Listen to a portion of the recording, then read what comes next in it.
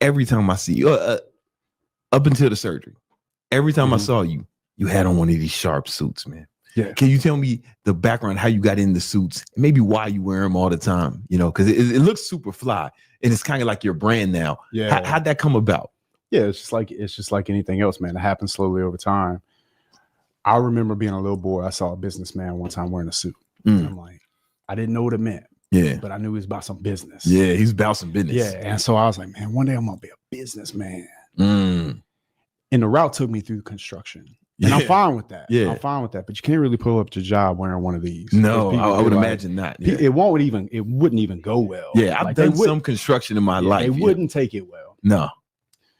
But I always loved it. Mm-hmm. And I remember when I was building my construction company, I would go to Burlington Coat Factory and buy a suit for like $150. Yeah. And there was a sweet little black lady about, I don't know, 90 pounds named Miss Patan. Miss Patan thought I was just the most handsome son of a bitch on the planet. Yes, you did. And she was right.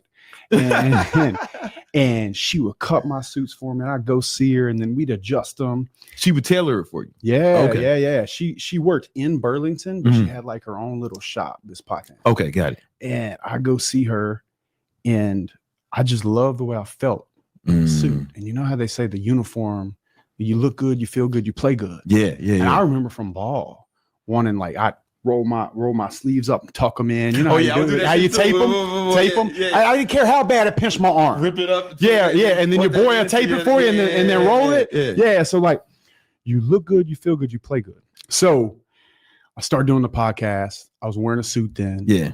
And man, honestly, I fell in love with it. Yeah. You know, you look good. Just putting a suit on, I think will make it, if you feel the way I feel about it. And I think a lot of people feel about it. If you feel like you're about it and people treat you like you're about it, they treat you different. That phone, like it's easier to pick up that phone and make that extra phone call because you're suited up for it. Yeah. You know, and I think that's really important. And then to be quite honest with you, yes, it has become a part of my brand. Yeah. But it's a part of my brand that I love. Yeah. No, I think like, it's dope. I think that people underestimate just how powerful your wardrobe can be, bro, in your life. Yeah. And for me, it's like putting that Superman cape on. Let me go in this booth real quick, you know, throw some cufflinks on, make sure all this shit's locked in.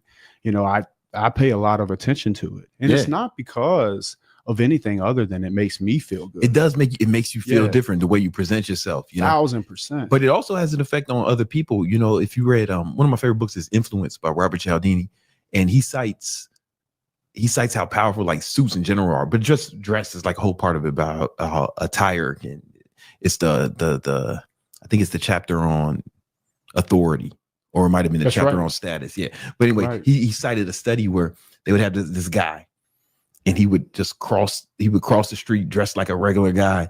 He would cross the street at a red light and not many people will cross with him. You know, sometimes when people cross the street, they wouldn't follow him. But when they put the same motherfucker in the suit, and like way more people would walk with him, so on some subconscious shit, right? You know, right? And it's natural, And why not take that advantage? Why not? Like it's give one yourself thing, every advantage you can have. Yeah, and that's the other thing too. Is like a lot of people, they might get to a certain place in their life and they stop looking for advantages. Not me. Not me. If you tell me I can pick up 1% tomorrow, by doing one little thing, I'm gonna do it. Yeah, because if you get 1% here, 1% there, you adds up 10 things to give you 1%. Now you're 10% better. Hell yeah, you know that makes a big difference. Really, really fast. So I'm constantly reading books, and I'm constantly trying to figure out better ways to do the online thing. I mean, man, you talk about it all the time. Man. If you can catch that 1% somewhere, do it, even if it's in here. Yeah, because if it's in here, you will manifest it to be real. That's a fact, brother. Your body goes where your mind takes it. You know, your reality goes where your mind takes it.